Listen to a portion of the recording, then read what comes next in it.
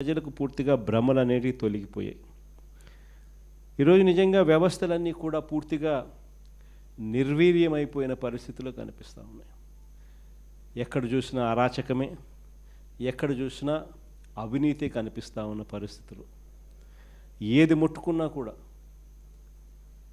అసలు రాష్ట్ర ప్రభుత్వం ఎందుకు ఉంది, ఎలా పనిచేస్తూ ఉంది అని చెప్పి ఒకసారి ఒక సామాన్యుడిగా ఒకసారి ఆలోచన చేస్తే అసలు ఈ రాష్ట్ర ప్రభుత్వానికి పాలన మీద ధ్యాస లేదు. కేవలం ఈరోజు వీళ్ళ దృష్టిలో పాలన అన్నది ఎందుకు అంటే ఈరోజు ఎంత ఆదాయము,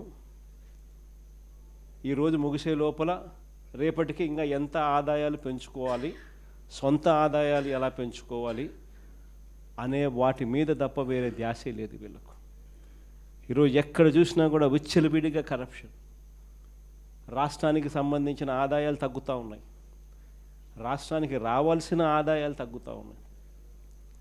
రాష్ట్రానికి రావాల్సిన ఆదాయాలు పక్కదావ బట్టి ఏకంగా చంద్రబాబు నాయుడు గారు, ఆయన కొడుకు, ఆయనకు సంబంధించిన బెనామీలు, ఆయనకు సంబంధించిన మనుషులు వాళ్ళ జోబిలోకి ఆదాయాలు పోతూ ఉన్నాయి.